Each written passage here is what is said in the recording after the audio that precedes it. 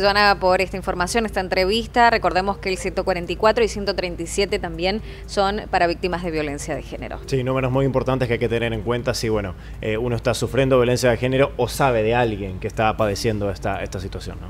Así, seguimos y tenemos un invitado aquí en el piso en la provincia de Chaco. Un tema importante, teniendo en cuenta, distintos sectores están atravesando la crisis. Vamos a ver también qué pasa con el campo.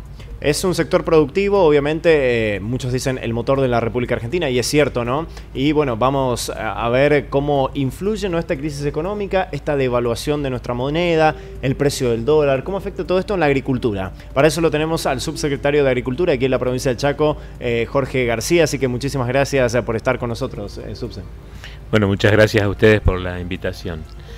Sí, la verdad que la situación de la agricultura hoy, después post-devaluación, digamos, sobre todo para una economía como la nuestra, una economía regional lejana, digamos, de los puertos, impacta en dos sentidos. Uno, la devaluación para los productos que son exportables, como por ejemplo la soja, ¿no es cierto?, que es el principal cultivo de la provincia. La primera lectura es que impacta positivamente porque el precio de la soja aumenta al estar cotizada en dólares. Ese precio, digamos, se ve mejorado después de la devaluación, ¿no es cierto? Pero bueno, al mismo tiempo también el gobierno anunció una medida que tiene que ver con las retenciones, ¿no es cierto? Ese esquema de baja en las retenciones que venía teniendo la soja y otros productos, se frenó.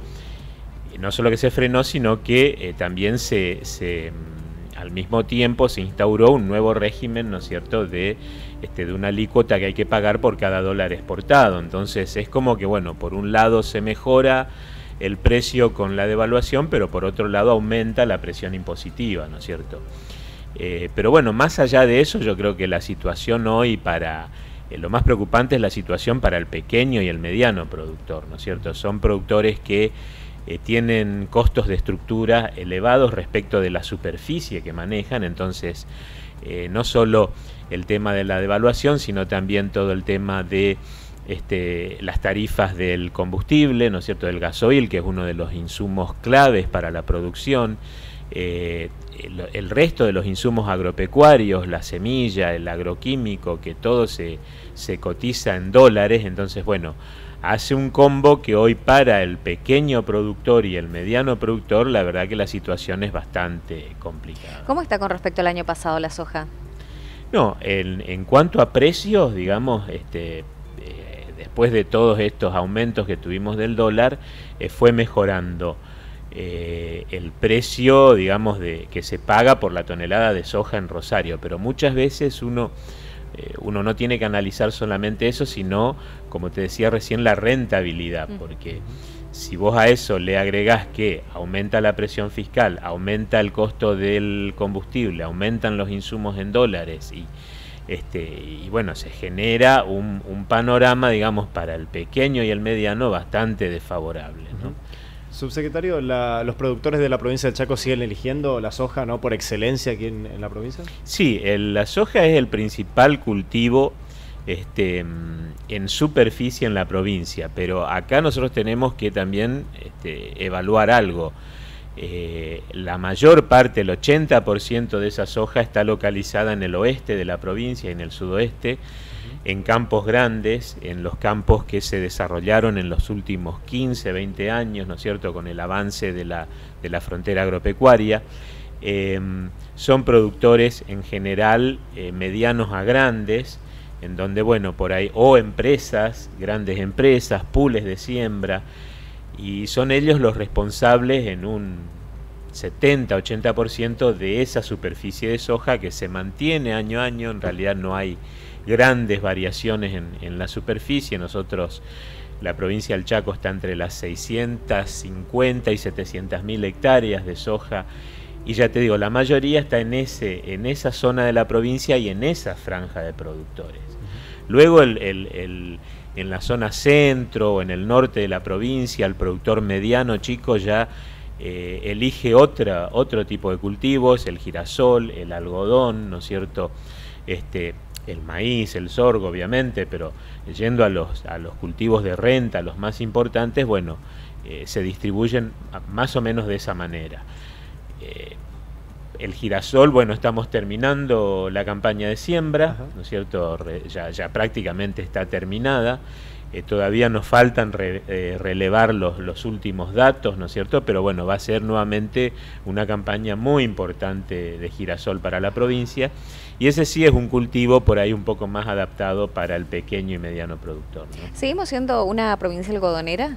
¿Cómo, perdón? ¿Seguimos siendo una provincia algodonera? Sí, obvio, seguimos siendo una provincia algodonera. Nosotros, con Santiago del Estero, somos las dos provincias más importantes productoras de algodón en el país. Hay una gran expectativa hacia esta siembra que arranca ahora en unos días, en el mes de octubre. Había muchísimo entusiasmo por parte de los productores cuando terminó la campaña, porque se dieron buenos precios del algodón, combinados con muy buenos rindes también. Entonces ese combo hizo que el productor de algodón este año salga muy favorecido, ¿no es cierto?, con ese cultivo.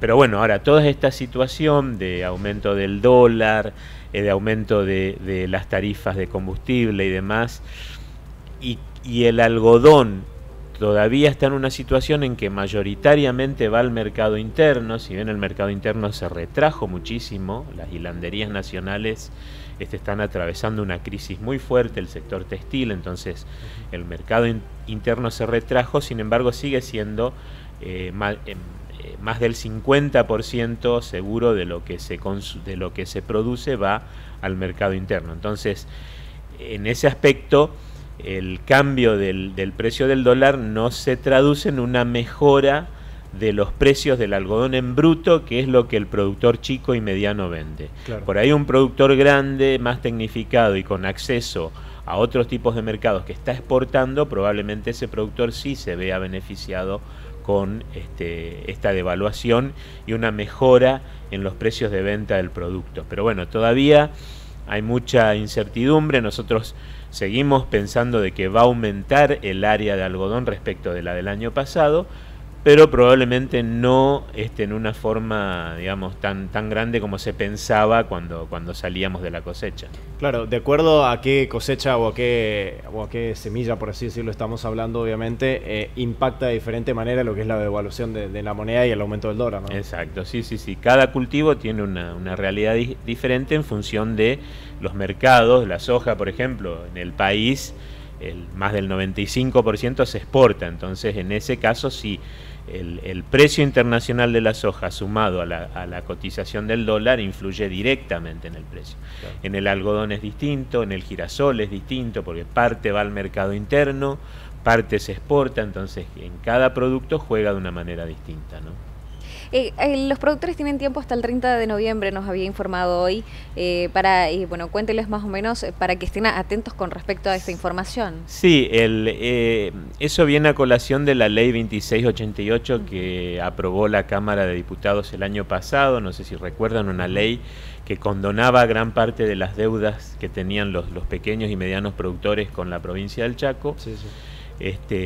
Bueno, y había otro articulado que habilitaba a la provincia a refinanciar las deudas por créditos tomados durante el 2015 y 2016. Bueno, eso tenía un plazo que había vencido el 30 de junio, luego hubo una prórroga de la Cámara de Diputados y ese plazo se extendió hasta el 30 de noviembre. Entonces, aquellos productores que todavía no pudieron refinanciar sus deudas por créditos del 2015 y 2016, deberían acercarse lo antes posible, ya sea a las oficinas de Fiduciaria del Norte o del Ministerio de Producción en todo el territorio provincial, como para hacer la gestión de esa refinanciación, ¿no? ¿Restan muchos productores para refinanciar esa deuda? Cuando venció el plazo del 30 de junio se habían presentado aproximadamente el 60% de los productores que estaban en condiciones de hacerlo. Luego que se dio esta prórroga, la verdad que no tengo cuántos productores se presentaron hasta este momento, pero sé que lo están haciendo. Pero bueno, nunca está de más recordarlo para que aquellos que todavía no pudieron concurrir lo hagan de manera inmediata, ¿no? Estuvo en Buenos Aires con respecto a la ley semilla. Ayer, ¿Qué pudo sí. recabar acerca para los productores de la provincia del Chaco? No, bueno, ayer hubo una reunión en la Cámara de Diputados de la Nación, donde la Comisión de Agricultura y Ganadería, junto a la Comisión de Hacienda y de Legislación de la Cámara de Diputados, analizaron o convocaron, perdón, a distintos organismos y entidades oficiales y privadas a dar la opinión que cada uno tenía respecto de las modificaciones que se están analizando para la ley de semillas. Nosotros tenemos en el país una ley de semillas que data de la década del 70. Hoy está, según muchas visiones, está desactualizada. Hubo muchos cambios en el tema genética de semillas en nuestro país. Se introdujo todo lo que es la biotecnología, las variedades transgénicas. Entonces se generan distintas situaciones que llevaron, por ejemplo, a que muchos semilleros, muchas empresas productoras de semilla lleguen a hacer contratos privados entre los semilleros y los productores, de acuerdo, digamos, a lo que muchos consideran como un vacío legal que había en ese tema. Entonces, bueno, todo esto está en análisis, está en discusión en la Cámara de Diputados.